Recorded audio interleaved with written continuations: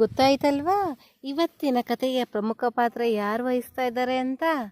ಹೌದು, ಕೋಳಿ ಹುಂಜ. ಕೋಳಿ ಹುಂಜ ಜೊತೆ ನರಿ, ತೋಳ, ಜೇನುಹುಳು, ಏಣಿ, ಅರಸುಮಗ, ಕುಂಬಾರ ಇವರೆಲ್ಲ ಯಾವ ಪ್ರಮುಖ ಪಾತ್ರ ವಹಿಸ್ತಾ ಇದ್ದಾರೆ ಇವತ್ತಿನ ಕಥೆಯಲ್ಲಿ ತಿಳ್ಕೊಳ್ಳೋಣವಾ? ಕಥೆಯ ಹೆಸರು ಕೊಕೊಕ್ಕೋ ಕೋಳಿ. ಕುಂಬಾರನ ಮನೆಯ ಅಂಗಳದುಗ್ಗು ಎಂಬ ಕೋಳಿಯು ದೋಸೆಯನ್ನು ಬಾಯೊಳಗೆ ಹಾಕಿ ಗಳಕ್ಕನೆ ನುಂಗಿಬಿಟ್ಟ ಕಥೆಯನ್ನು ನೀವು ಕೇಳಿದಿರ. ನಂತರ ನುಂಗಿದ 9 ದಿನಗಳಲ್ಲಿ ದುಗ್ಗು ಮೊಟ್ಟೆ ಇಟ್ಟಿತು. ಆ ಮೊಟ್ಟೆ ದೋಸೆಯಂತೆ ಬೆಳ್ಳಗೆ, ದೋಸೆಯ ಹಾಗೆ ದುಂಡಗೆ, ದೋಸೆಯಷ್ಟು ದಪ್ಪ. ಆ ಮೊಟ್ಟೆಯ ಮೇಲೆ ದುಗ್ಗು ಕುಳಿತುಕೊಂಡು ಕಾವು ಕೊಟ್ಟು ಮರಿ ಮಾಡಿತು. ಕುಂಬಾರನು ಆ ಮರಿಯನ್ನು ಮುದ್ದಾಡಿದನು. ಮರಿ ಬೆಳೆದು ದೊಡ್ಡದಾಯಿತು. ಹೆಂಟೆ ಮುದಿಯಾಯಿತು. ಮರಿ ದೊಡ್ಡ ಹುಂಜವಾಯಿತು. ಹುಂಜಕ್ಕೆ ತಿಂಡಿ ಕೊಡಲು ಕುಂಬಾರನಲ್ಲಿ ದುಡ್ಡಿಲ್ಲ. ಅವನು ದುಡಿಯಲಾರನು. ಅವನು ಬೇಸಿಗೆಯಲ್ಲಿ ಕಷ್ಟಪಟ್ಟು ಮಾಡಿದ ಮಡಕೆಗಳು ಪಾಪ ಮಳೆಗಾಲದಲ್ಲಿ ಮನೆಯ ಮಾಡು ಬಿದ್ದು ಚೂರಾದವು. ಹಳ್ಳಿಯ ಜಾತ್ರೆ ಬಂತು. ಜಾತ್ರೆಯೊಡನೆ ಸಂತೆ ಬಂತು. ಸಂತೆಯೊಡನೆ ಕೋಳಿ ಜೂಜು ಬಂತು. ಕುಂಬಾರನು ಜಾತ್ರೆಗೆ ಹೋಗಲು ಹೊರಟನು. ಸಂತೆಗೆ ಕೊಂಡು ಹೋಗಲು ಅವನ ಹತ್ತಿರ ಮಡಕೆಗಳಿರಲಿಲ್ಲ. ಆದರೆ ಜೂಜಿಗೆ ಕೊಂಡು ಹೋಗಲು ಅವನ ಹತ್ತಿರ ಹುಂಜವಿತ್ತು. ಕುಂಬಾರನು ಜಾತ್ರೆಗೆ ಹೊರಟನು. ತಲೆಗೆ ವಲ್ಲಿ, ಕಾಲಿಗೆ ಮೆಟ್ಟು, ಹೆಗಲ ಮೇಲೆ ಎಲವಸ್ತ್ರ, ಎಲವಸ್ತ್ರದ ಕೊನೆಯಲ್ಲಿ ಬೀಗದ ಕೈ, ಬಾಯಿ ತುಂಬ ವೀಳ್ಯ, ತೋಳು ತುಂಬ ಹುಂಜ. ಈ ಪ್ರಕಾರವಾಗಿ ಕುಂಬಾರನು ಜಾತ್ರೆಗೆ ಹೊರಟನು. ಕುಂಬಾರನು ಹುಂಜವು ಕೋಳಿಕಟ್ಟಿನಲ್ಲಿ 18 ಹುಂಜಗಳನ್ನು ಗೆದ್ದು ಬಿಟ್ಟಿತು. ಅಂದಿನಿಂದ ಕುಂಬಾರನು ಅದನ್ನು ಬಹಳವಾಗಿ ಪ್ರೀತಿಸುತ್ತಿದ್ದನು. ಅಂದಿನಿಂದ ಹುಂಜವು ಕುಂಬಾರನಿಗಾಗಿ ದುಡಿಯುತ್ತಿತ್ತು. ಅಂದಿನಿಂದ ಅದು ಜೂಜಿನ ಹುಂಜವಾಯಿತು. ಜೂಜಿನ ಹುಂಜವು ತಿಂಡಿಗಾಗಿ ಕಾಲಿನಿಂದ ನೆಲವನ್ನು ಕೆದಕುತ್ತಿತ್ತು. ಹುಳು ಹುಪ್ಪಟೆ ಸಿಕ್ಕಿದರೆ ತಾನು ತಿನ್ನುತ್ತಿತ್ತು. ದುಡ್ಡು ದುಗ್ಗಾಣಿ ದೊರೆತರೆ ಕುಂಬಾರನಿಗೆ ಕೊಡುತ್ತಿತ್ತು. ಒಂದು ದಿನ ಹುಂಜವು ಆಹಾರವನ್ನು ಹುಡುಕುತ್ತಾ ಆಲದ ಕಟ್ಟೆಯವರೆಗೆ ಹೋಯಿತು. ಕಟ್ಟೆಯ ಬುಡದಲ್ಲಿ ಕೆದಕುವಾಗ ಅದಕ್ಕೆ ಒಂದು ಚಿನ್ನದ ಕಾಸು ಸಿಕ್ಕಿತು.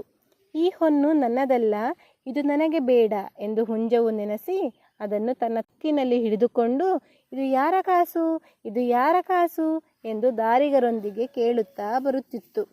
ಆಗಲೇ ಭೈರವ ಅರಸನ ಮಗನು ಗುಮ್ಮಟ ಬೆಟ್ಟದಿಂದ ಇಳಿದು ಆ ಮಾರ್ಗವಾಗಿ ಅರಮನೆಗೆ ಹೋಗುತ್ತಿದ್ದನು. ಅವನು ಭಾರೀ ಹಣಗಾರನು. ಅವನ ಮನೆಯಲ್ಲಿ ಚಿನ್ನದ ಆನೆಗಳಿದ್ದವು, ಬೆಳ್ಳಿಯ ಕುದುರೆಗಳಿದ್ದವು, ವಜ್ರದ ಎತ್ತುಗಳಿದ್ದುವು, ಕೆಂಪಿನ ದನಗಳಿದ್ದುವು. ಆನೆಗಳಿಗೆ ಮೇಯುವುದಕ್ಕೆ ಆನೆಕೆರೆ ಇತ್ತು, ಕುದುರೆಗಳಿಗೆ ಮೇಯುವುದಕ್ಕೆ ಹುಲ್ಲು ಇತ್ತು, ದನಗಳು ಬಾಗಿಲ ಗದ್ದೆಯಲ್ಲಿ ಮಲಗುತ್ತಿದ್ದವು, ಎತ್ತುಗಳು ರಾಮಸಮುದ್ರದಲ್ಲಿ ಮಲಗುತ್ತಿದ್ದವು. ಅರಸುಮಗನು ಗುಮ್ಮಟ ಬೆಟ್ಟಕ್ಕೆ ಹೋಗುವಾಗ ಕೊಂಬು ಇತ್ತು, ಕಹಳೆ ಇತ್ತು, ವಾದ್ಯ ಇತ್ತು, ವಾಲಗ ಇತ್ತು, ಛತ್ರ ಇತ್ತು, ಚಾಮರ ಇತ್ತು, ಬಾವುಟೆ ಇತ್ತು, ದೀವಟೆ ಇತ್ತು, ಕನ್ನಡಿ ಇತ್ತು, ಕಲಶ ಇತ್ತು, ದೊಡ್ಡ ದಂಡಿಗೆ ಇತ್ತು, ಅಡ್ಡ ಪಲ್ಲಕ್ಕಿ ಇತ್ತು. ಅಡ್ಡ ಪಲ್ಲಕ್ಕಿಯಲ್ಲಿ ಅರಸುಮಗನು ಕೂತಿದ್ದನು. ಅರಸುಮಗನನ್ನು ಕಂಡು ಹುಂಜಕ್ಕೆ ನಾಲಗೆ ತಿರುಗಲಿಲ್ಲ. ಅದು ಕೊಕೊಕ್ಕೋ ಕೀನಲ್ಲಿಯ ಕಕ್ಕ ಕಾಸು ಯಾರದು ಎಂದು ಕೇಳಿತು. ಅರಸುಮಗನು ಹುಂಜದ ಮಾತನ್ನು ಕೇಳಿದನು. ಅದರ ಕೊಕ್ಕಿನಲ್ಲಿದ್ದ ಚಿನ್ನದ ಕಾಸನ್ನು ಕಂಡನು. ಅವನು ಪಲ್ಲಕ್ಕಿಯಿಂದ ಕೆಳಗೆ ಇಳಿದು ತಾನೊಬ್ಬನೇ ಅಲ್ಲಿ ನಿಂತನು. ಉಳಿದವರು ಮುಂದೆ ಹೋದ ತರುವಾಯ ಅವನು ಹುಂಜದ ಹತ್ತಿರಕ್ಕೆ ಓಡಿ ಹೋಗಿ, ಈ ಕಾಸು ನನ್ನದು, ಈ ಕಾಸು ನನ್ನದು ಎಂದು ಹೇಳಿ ಅದನ್ನು ಹುಂಜದ ಕೊಕ್ಕಿನಿಂದ ಕಿತ್ತುಕೊಂಡು ಯಾರಿಗೂ ತೋರಿಸದೆ ಅರಮನೆಗೆ ನಡೆದನು. ಅರಸುಮಗನು ಹೊರಟು ಹೋಗಿ 1 ಗಂಟೆಯಾದರೂ ಹುಂಜದ ಎದೆ ನಡುಗುತ್ತಲೇ ಇತ್ತು. ಅದರ ತಲೆ ಕುತ್ತುತ್ತಲೇ ಇತ್ತು. ಹುಂಜವು ಕೊಕೊಕ್ಕೋ ಕೀನಲ್ಲಿಯ ಕ ಕಾಸು ಕಿಕ್ಕಿ ಕಿತ್ತು ಕೊಕ್ಕೋ ಕೊಂಡನು ಎಂದು ಕೂಗುತ್ತಾ ಮನೆಗೆ ತೆರಳಿತು. ಮನೆಯಲ್ಲಿ ಕುಂಬಾರನು ಹುಂಜವು ಇನ್ನೂ ಯಾಕೆ ಬರಲಿಲ್ಲ, ಏನಾಯಿತು ಎಂದು ಹೇಳುತ್ತಾ ಅದರ ದಾರಿ ನೋಡುತ್ತಿದ್ದನು. ಅಷ್ಟರಲ್ಲಿ ಅವನ ಹುಂಜವು ಬಂದದ್ದನ್ನು ಕಂಡು, ಏನು ಸಿಕ್ಕಿತು, ಯಾಕೆ ಇಷ್ಟು ತಡ ಎಂದು ಕೇಳಿದನು. ಹುಂಜವು ಬೆಚ್ಚಿ ಬೆಪ್ಪಾಯಿತು.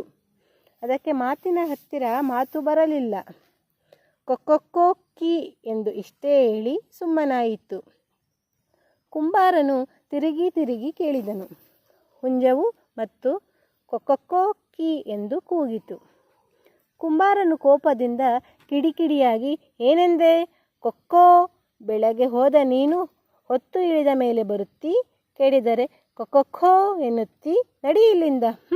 ಕಾಳು ತಾರದೆ ಕಾಸು ತಾರದೆ ಚಾವಡಿಗೆ ಬಂದರೆ ಕೋಲಿನಿಂದ ಕುಟ್ಟಿ ಕಾಲು ಮುರಿದೇನು, ಹೋಗು ತೊಲಗು ಎಂದು ಗದರಿಸಿ ಹುಂಜವನ್ನು ಅಂಗಳದಿಂದ ಓಡಿಸಿಬಿಟ್ಟನು. ಹುಂಜವು ಏನನ್ನೋ ಹೇಳುವುದಕ್ಕೆ ಯೋಚಿಸಿ ತಿರುಗಿ ಕೊಕ್ಕಿ ಎಂದಿತು. ಕುಂಬಾರನು ಕೋಪ ತಾಳಲಾರದೆ ಕಲ್ಲು ಎಸೆದನು. ಹುಂಜವು ಪಾಪ ಅಲ್ಲಿಂದ ಹೊರಟು ಹೋಯಿತು. ಹುಂಜವು ದಾರಿಯಲ್ಲಿ ಹೋಗುವಾಗ, ನಾನು ಕಾಸು ತಾರದೆ ಅಂಗಳದಲ್ಲಿ ಕಾಲಿಡಲಿಕ್ಕಿಲ್ಲ, ಆದರೆ ಆ ಅರಸು ಮಗನಲ್ಲಿ ಹೋಗುವುದು ಹೇಗೆ? ಅರಮನೆಯ ಗುರುತು ನನಗಿಲ್ಲ, ಕೇಳುವುದು ಯಾರನ್ನು ಎಂದು ತನ್ನಷ್ಟಕ್ಕೆ ಹೇಳಿಕೊಂಡಿತು.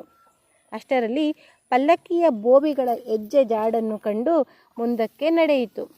ಹಾಗೆ ನಡೆಯುವಾಗ ಕೊಕ್ಕಿನಲ್ಲಿಯ ಕ ಕಾಸು ಕೊಡಿ ಎಂದು ಕೂಗುತ್ತಾ ಹಿರೇಯಂಗಡಿಯ ಪೇಟೆಗೆ ಹೋಯಿತು.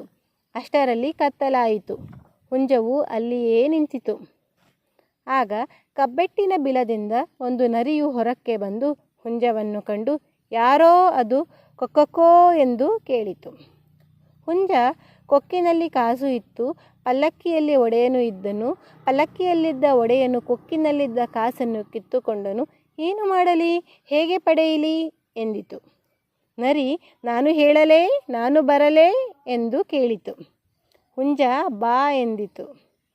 ನರಿ ಹೇಗೆ ಬರಲಿ ಎಂದು ಕೇಳಿದಾಗ ಹುಂಜವು, ನನ್ನ ರೆಕ್ಕೆಯೊಳಗೆ ನುಗ್ಗು, ಅಲ್ಲಿ ಹಾಯಾಗಿ ಕುಳಿತುಕೋ, ನಾನು ಹೊತ್ತುಕೊಂಡು ಹೋಗುತ್ತೇನೆ ಎಂದು ಹೇಳಿತು. ನರಿಯು ಹುಂಜದ ರೆಕ್ಕೆಯೊಳಗೆ ನುಗ್ಗಿತು. ಹುಂಜವು ಕೊಕ್ಕೋ ಎಂದು ಕೂಗುತ್ತಾ ಮುಂದಕ್ಕೆ ನಡೆಯಿತು. ಆಗ ಕಾಡಿನಲ್ಲಿದ್ದ ಒಂದು ತೋಳನು ಹೊರಬಿದ್ದು ಆ ಹುಂಜವನ್ನು ಕಂಡು, ಯಾರೋ ಅದು ಕೊಕ್ಕೋ ಎಂದು ಕೇಳಿತು. ಹುಂಜ, ಕೊಕ್ಕಿನಲ್ಲಿ ಕಾಸು ಇತ್ತು, ಪಲ್ಲಕ್ಕಿಯಲ್ಲಿ ಒಡೆಯನು ಇದ್ದನು. ಪಲ್ಲಕ್ಕಿಯಲ್ಲಿದ್ದ ಒಡೆಯನು ಕೊಕ್ಕಿನಲ್ಲಿದ್ದ ಕಾಸನ್ನು ಕಿತ್ತುಕೊಂಡನು. ಏನು ಮಾಡಲಿ, ಹೇಗೆ ಪಡೆಯಲಿ ಎಂದಿತು. ತೋಳ, ನಾನು ಹೇಳಲೇ, ನಾನು ಬರಲೇ ಎಂದು ಕೇಳಿತು. ಹುಂಜ ಬಾ ಎಂದಿತು. ತೋಳ ಹೇಗೆ ಬರಲಿ ಎಂದು ಕೇಳಿದಾಗ ಹುಂಜವು, ನನ್ನ ರೆಕ್ಕೆಯೊಳಗೆ ನುಗ್ಗು, ಅಲ್ಲಿ ಹಾಯಾಗಿ ಕುಳಿತುಕೋ, ನಾನು ಹೊತ್ತುಕೊಂಡು ಹೋಗುತ್ತೇನೆ ಎಂದು ಹೇಳಿತು. ತೋಳವು ಹುಂಜದ ಇನ್ನೊಂದು ರೆಕ್ಕೆಯೊಳಗೆ ನುಗ್ಗಿತು. ಹುಂಜವು ಕೊಕ್ಕೋ ಎಂದು ಕೂಗುತ್ತಾ ಮುಂದಕ್ಕೆ ನಡೆಯಿತು. ದಾರಿಯಲ್ಲಿ ಹಳೆ ಮಾರಿಗುಡಿ ಇತ್ತು. ಗುಡಿಯ ಮಾಡಿನ ಮೇಲೆ ಹುಲ್ಲು ಬೆಳೆದಿತ್ತು. ಹುಲ್ಲು ಕೀಳಲು ಮೇಲೆ ಹತ್ತುವುದಕ್ಕೆ ಒಂದು ಏಣಿ ಇತ್ತು. ಆ ಏಣಿಯು ಹುಂಜವನ್ನು ಕಂಡು, ಯಾರೋ ಅದು ಕೊಕ್ಕೋ ಎಂದು ಕೇಳಿತು. ಆಗ ಹುಂಜವು ತನ್ನ ಕಥೆಯನ್ನು ಏಣಿಗೆ ಹೇಳಿತು. ಅದಕ್ಕೆ ಏಣಿಯು, ನಾನು ನಿನ್ನೊಡನೆ ಬರುತ್ತೇನೆ ಎಂದಿತು.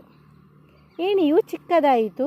ಹುಂಜವು ಅದನ್ನು ತನ್ನ ಕಾಲಿನ ಮೇಲೆ ಇಟ್ಟುಕೊಂಡು ಕೊಕ್ಕೋ ಎಂದು ಕೂಗುತ್ತಾ ಮುಂದೆ ನಡೆಯಿತು. ದಾರಿಯಲ್ಲಿ ಆನೆಕೆರೆ ಸಿಕ್ಕಿತು. ಕೆರೆಯಲ್ಲಿ ತುಂಬ ನೀರು ಇತ್ತು. ಹುಂಜವು ಕೂಗುವುದನ್ನು ಕೇಳಿ ನೀರು ಮೇಲಕ್ಕೆ ಉಕ್ಕಿ ಬಂತು. ನೀರು ಹುಂಜದ ಕಥೆಯನ್ನು ಕೇಳಿ ಅದರ ಸಂಗಡ ಹೋಗುವುದೆಂದು ನಿಶ್ಚಯಿಸಿ ಸಣ್ಣ ಹನಿಯಾಗಿ ಹುಂಜದ ನಾಲಿಗೆಯ ಮೇಲೆ ಕುಳಿತುಕೊಂಡಿತು. ಹುಂಜವು ಕೊಕ್ಕೋ ಎಂದು ಕೂಗುತ್ತಾ ಮುಂದೆ ನಡೆಯಿತು. ದಾರಿಯಲ್ಲಿ ಚತುರ್ಮುಖ ಬಸದಿ ಇತ್ತು. ಬಸದಿಯ ಎದುರು ಎತ್ತರ ಕಲ್ಲು ಕಂಬ ಇತ್ತು. ಕಂಬದ ಮೇಲೆ ಮಂಟಪ ಇತ್ತು.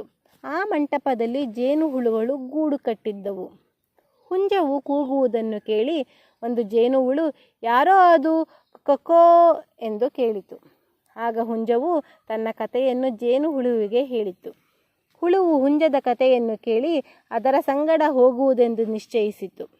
ಹುಂಜವು ಜೇನುಹುಳವನ್ನು ತನ್ನೊಡನೆ ಕರೆದುಕೊಂಡು ಹೋಗಲು ಒಪ್ಪಿಕೊಂಡಿತು. ಜೇನುಹುಳುವು ಹುಂಜದ ತಲೆಯ ಮೇಲೆ ಕುಳಿತುಕೊಂಡಿತು. ಹುಂಜವು ಕೊಕ್ಕೋ ಎಂದು ಕೂಗುತ್ತಾ ಮುಂದೆ ನಡೆಯಿತು. ಹೀಗೆ ಹುಂಜವು ಒಂದು ರೆಕ್ಕೆಯಲ್ಲಿ ನರಿಯನ್ನೂ, ಇನ್ನೊಂದು ರೆಕ್ಕೆಯಲ್ಲಿ ತೋಳನನ್ನೂ, ಕಾಲುಗಳ ಮೇಲೆ ಏಣಿಯನ್ನು, ನಾಲಿಗೆಯ ಮೇಲೆ ನೀರಹನಿಯನ್ನು, ತಲೆಯ ಮೇಲೆ ಜೇನುಹುಳುವನ್ನು ಹೊತ್ತುಕೊಂಡು ಚತುರ್ಮುಖ ಬಸದಿಯ ದಿಣ್ಣೆಯಿಂದ ಇಳಿದು ಹಳ್ಳ ದಾಟಿ ಗುಮ್ಮಟನ ಬೆಟ್ಟ ಹತ್ತಿತು. ಬೆಟ್ಟದ ಮೇಲಿನ ಗುಮ್ಮಟವನ್ನು 3 ಬಾರಿ ಸುತ್ತಿಕೊಂಡು ಹುಂಜವು, ಗುಡುಗುಡು ಗುಮ್ಮಟ, ಭುಜಬಲ ಗುಮ್ಮಟ, ಚಿನ್ನದ ಕಾಸು ನನ್ನ ಕೈಗೆ ಸಿಕ್ಕಿದರೆ ಜಾವಕ್ಕೊಮ್ಮೆ ನಿನ್ನ ಧ್ಯಾನ ಮಾಡುತ್ತೇನೆ, 60 ವರ್ಷಕ್ಕೊಮ್ಮೆ ನಿನ್ನ ಜಾತ್ರೆಗೆ ಬರುತ್ತೇನೆ ಎಂದು ಹರಕೆ ಹೇಳಿತು. ಹೀಗೆ ಹರಕೆ ಹೇಳಿ ಹುಂಜವು ಬೆಟ್ಟದಿಂದ ಇಳಿದು ಮುಂದಕ್ಕೆ ಹೋಗಿ ಅರಮನೆಯನ್ನು ಮುಟ್ಟಿತು. ಅರಮನೆಯಲ್ಲಿ ಅರಸು ಮಗನು ಚಿನ್ನದ ಸಿಂಹಾಸನದ ಮೇಲೆ ಓಲಗವಾಗಿದ್ದನು. ಎಲ್ಲರೂ ಕೈಕಟ್ಟಿ ನಿಂತಿದ್ದರು. ಅರಸು ಮಗನ ಓಲಗವನ್ನು ಕಂಡು ಪಾಪದ ಹುಂಜವು ಬೆದರಿ ಬೆಚ್ಚಿ ಹೋಯಿತು. ಅದರ ಕಾಲು ನಡುಗಿತು. ಆದರೆ ಪಾದದ ಮೇಲೆ ಏಣಿ ಇದ್ದುದರಿಂದ ಹುಂಜವು ಬೀಳಲಿಲ್ಲ. ಗಾಬರಿಯಿಂದ ಹುಂಜದ ನಾಲಗೆ ಒಣಗಿತು. ಆದರೆ ನಾಲಗೆಯಲ್ಲಿ ನೀರಿನ ಹನಿ ಇದ್ದುದರಿಂದ ಅದಕ್ಕೆ ಬಾಯಿ ಆರಲಿಲ್ಲ. ಭೀತಿಯಿಂದ ಹುಂಜದ ತಲೆ ಬಾಗಿತು. ಆದರೆ ತಲೆಯ ಮೇಲೆ ಜೇನುಹುಳು ಇದ್ದುದರಿಂದ ಹುಂಜಕ್ಕೆ ತಲೆ ಬಿರಿಯಲಿಲ್ಲ. ಭಯದಿಂದ ಹುಂಜದ ರೆಕ್ಕೆ ಮುದುಡಿತು. ಆದರೆ ರೆಕ್ಕೆಯೊಳಗೆ ನರಿಯೂ ತೋಳನೂ ಇದ್ದುದರಿಂದ ಅದರ ಗರಿಗಳು ಉದುರಲಿಲ್ಲ. ಬಳಿಕ ಹುಂಜವು ಅರಸು ಮಗನನ್ನು ಕಂಡು ಕೊಕ್ಕೊ ಕೊಕ್ಕಿನಿಂದ ಕಿಕ್ಕಿ ಕಿತ್ತು, ಕೊಕ್ಕೊ ಕೊಂಡ, ಕ ಕಾಸು, ಕೊಕ್ಕೊ ಕೊಡಿ ಎಂದು ಕೂಗಿತು. ಅರಸು ಮಗನು ನಕ್ಕನು. ಹುಂಜವು ತಿರುಗಿ ಕೂಗಿತು, ಮರಳಿ ಕೂಗಿತು. ಆಗ ಅರಸು ಮಗನು ಸಿಟ್ಟಾಗಿ, ಈ ಕೋಳಿಯನ್ನು ಕೋಳಿಗೂಡಿನಲ್ಲಿ ಸೇರಿಸಿ ಬಿಡಿ ಎಂದು ಅಪ್ಪಣೆ ಮಾಡಿದನು. ಅರಸು ಮಗನು ಹೇಳುವಷ್ಟರಲ್ಲಿ ಆಳುಗಳು ಹುಂಜವನ್ನು ಹಿಡಿದುಕೊಂಡು ಕೋಳಿಗೂಡಿನಲ್ಲಿ ಹಾಕಿದರು. ಆ ಗೂಡಿನಲ್ಲಿ ಅನೇಕ ಹುಂಜಗಳೂ ಕೋಳಿಗಳೂ ಇದ್ದವು. ಅವು ಈ ಹೊಸ ಹುಂಜವನ್ನು ಕಚ್ಚಿ ಕಾಡಿ ಕುಕ್ಕು ಹತ್ತಿದವು. ಆಗ ಹುಂಜವು, ನರಿಯಣ್ಣ ನರಿಯಣ್ಣ, ರೆಕ್ಕೆಯೊಳಗಿಂದ ಇತ್ತ ಬಾ, ಇಲ್ಲದಿದ್ದರೆ ನಾನು ಸತ್ತೆ ಎಂದು ಹಂಬಲಿಸಿ ನರಿಯನ್ನು ಕರೆಯಿತು. ಅದನ್ನು ಕೇಳಿ ಹುಂಜದ ಒಂದು ರೆಕ್ಕೆಯಲ್ಲಿದ್ದ ನರಿಯು ತಟ್ಟನೆ ಹೊರಕ್ಕೆ ಧುಮುಕಿ ಗೂಡಿನಲ್ಲಿದ್ದ ಕೋಳಿಗಳನ್ನೆಲ್ಲ ತಿಂದುಬಿಟ್ಟು ಕಾಡಿನ ದಾರಿ ಹಿಡಿಯಿತು. ಮರುದಿನ ಅರಸು ಮಗನ ಆಳು ಕೋಳಿಯ ಗೂಡಿನ ಹತ್ತಿರ ಕಾಳನ್ನು ಹಿಡಿದುಕೊಂಡು ಹೋಗಿ ನೋಡಲಾಗಿ ಅಲ್ಲಿ ಮೊದಲಿನ ಕೋಳಿಗಳು ಇರಲಿಲ್ಲ. ಈ ಒಂದೇ ಹುಂಜವಿತ್ತು. ಹುಂಜವು ಅರಸು ಮಗನಿದ್ದ ಓಲಗದ ಚಾವಡಿಗೆ ಓಡಿ ಹೋಗಿ ಕೊಕ್ಕೊ ಕೊಕ್ಕಿನಿಂದ ಕಿಕ್ಕಿ ಕಿತ್ತು, ಕೊಕ್ಕೊ ಕೊಂಡ, ಕ ಕಾಸು, ಕೊಕ್ಕೊ ಕೊಡಿ ಎಂದು ಒದರಿತು. ಅರಸು ಮಗನು ಕೋಳಿಯ ಕೂಗನ್ನು ಕೇಳಿ ಸಿಟ್ಟಿನಿಂದ ಇದನ್ನು ಹಿಡಿದು ಲಾಯದ ಕುದುರೆಗಳಿಂದ ತುಳಿಸಿಬಿಡಿ ಎಂದು ಆಜ್ಞೆ ಮಾಡಿದನು. ಹೀಗೆ ಅರಸು ಮಗನು ಅಪ್ಪಣೆ ಮಾಡಿದೊಡನೆ ಆಳುಗಳು ಹುಂಜವನ್ನು ಹಿಡಿದುಕೊಂಡು ಕುದುರೆಯ ಲಾಯದಲ್ಲಿ ಹಾಕಿದರು. ಲಾಯದಲ್ಲಿದ್ದ ಕುದುರೆಗಳು ಆ ಹುಂಜವನ್ನು ಒದೆಯುವುದಕ್ಕೆ ಬಂದುವು. ಆಗ ಹುಂಜವು, ತೋಳ ಮಾಮ, ರೆಕ್ಕೆಯೊಳಗಿಂದ ಇತ್ತ ಬಾ, ಇಲ್ಲದಿದ್ದರೆ ನಾನು ಸತ್ತೆ ಎಂದು ಹಂಬಲಿಸಿ ತೋಳವನ್ನು ಕರೆಯಿತು. ಅದನ್ನು ಕೇಳಿ ಹುಂಜದ ಮತ್ತೊಂದು ರೆಕ್ಕೆಯಲ್ಲಿದ್ದ ತೋಳವು ಬುಡಕ್ಕನೆ ಕೆಳಗೆ ಹಾರಿ ಲಾಯದಲ್ಲಿದ್ದ ಕುದುರೆಗಳನ್ನೆಲ್ಲ ಕಡಿದು ಕೊಂದು ಹಾಕಿ ಕಾಡಿನ ದಾರಿ ಹಿಡಿಯಿತು. ಮರುದಿನ ಅರಸು ಮಗನ ಕಾವಲುದಾರನು ಹುಲ್ಲು ಹುರುಳಿ ಹಿಡಿದುಕೊಂಡು ಕುದುರೆ ಲಾಯಕ್ಕೆ ಹೋಗಿ ನೋಡಲಾಗಿ ಅಲ್ಲಿದ್ದ ಕುದುರೆಗಳೆಲ್ಲ ಸತ್ತು ಹೋಗಿದ್ದವು. ಆ ಹುಂಜವು ಮಾತ್ರ ಇತ್ತು. ಕೂಡಲೇ ಹುಂಜವು ಅರಸು ಮಗನಿದ್ದ ಓಲಗದ ಚಾವಡಿಗೆ ಓಡಿ ಹೋಗಿ ಕೊಕ್ಕೊ ಕೊಕ್ಕಿನಿಂದ ಕಿಕ್ಕಿ ಕಿತ್ತು, ಕೊಕ್ಕೊ ಕೊಂಡ, ಕ ಕಾಸು, ಕೊಕ್ಕೊ ಕೊಡಿ ಎಂದು ಒದರಿತು. ಅದನ್ನು ಕೇಳಿ ಅರಸು ಮಗನು ಮೊದಲಿನಂತೆ ಕೋಪದಿಂದ, ಏನು ನೋಡುತ್ತೀರಿ, ಇದನ್ನು ಬೆಂಕಿಗೆ ಎಸೆದು ಬಿಡಿ ಎಂದು ಅಪ್ಪಣೆ ಮಾಡಿದನು. ಅರಸು ಮಗನ ಅಪ್ಪಣೆಯಾಗುತ್ತಲೇ ಪಲ್ಲಕ್ಕಿಯ ಆಳುಗಳು ಹುಂಜವನ್ನು ಹಿಡಿದು ಬೆಂಕಿಗೆ ದೂಡಿಬಿಟ್ಟರು. ಬೆಂಕಿಯು ಹುಂಜವನ್ನು ಸುಡಲಿಕ್ಕೆ ಎದ್ದು ಬಂತು. ಆಗ ಹುಂಜವು, ನೀರಣ್ಣ ನೀರಣ್ಣ, ನಾಲಿಗೆಯ ಮೇಲಿಂದ ಎತ್ತ ಬಾ, ಇಲ್ಲದಿದ್ದರೆ ನಾನು ಸತ್ತೆ ಎಂದು ಹಂಬಲಿಸಿ ನೀರನ್ನು ಕರೆಯಿತು. ಅದನ್ನು ಕೇಳಿ ಹುಂಜದ ನಾಲಿಗೆಯ ಮೇಲಿದ್ದ ನೀರಿನ ಹನಿಯು ಪಕ್ಕನೆ ಕೆಳಕ್ಕೆ ಇಳಿದು ಬೆಂಕಿಯನ್ನೆಲ್ಲ ನಂದಿಸಿಬಿಟ್ಟಿತು. ಕೂಡಲೇ ಹುಂಜವು ಅರಸು ಮಗನಿಂದ ಓಲಗದ ಚಾವಡಿಗೆ ಓಡಿ ಹೋಗಿ ಕೊಕ್ಕೊ ಕೊಕ್ಕಿನಿಂದ ಕಿಕ್ಕಿ ಕಿತ್ತು, ಕೊಕ್ಕೊ ಕೊಂಡ, ಕ ಕಾಸು, ಕೊಕ್ಕೊ ಕೊಡಿ ಎಂದು ಒದರಿತು. ಅದನ್ನು ಕೇಳಿ ಅರಸು ಮಗನು ಮೊದಲಿನಂತೆ ಕೋಪದಿಂದ, ಏನು ನೋಡುತ್ತೀರಿ, ಇದನ್ನು ಬಾವಿಗೆ ಎಸೆದು ಬಿಡಿ ಎಂದು ಅಪ್ಪಣೆ ಮಾಡಿದನು. ಅರಸು ಮಗನ ಅಪ್ಪಣೆಯಾಗುತ್ತಲೇ ಆಳುಗಳು ಹುಂಜವನ್ನು ಹಿಡಿದು ಬಾವಿಗೆ ದೂಡಿಬಿಟ್ಟರು. ಆಗ ಬಾವಿಯ ನೀರು ಹುಂಜವನ್ನು ಮುಳುಗಿಸಿ ಬಿಡುವುದಕ್ಕೆ ಉಕ್ಕೇರಿ ಬಂತು.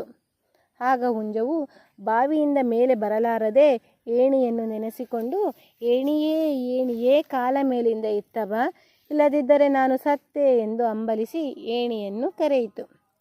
ಕೂಡಲೇ ಏಣಿಯು ಹುಂಜದ ಕಾಲಿನಿಂದ ಕೆಳಕ್ಕೆ ಹಾರಿ ಬಾವಿಯಲ್ಲಿ ನಿಂತಿತು. ಹುಂಜವು ಆ ಏಣಿಯನ್ನು ಹತ್ತಿ ಮೇಲಕ್ಕೆ ಬಂತು.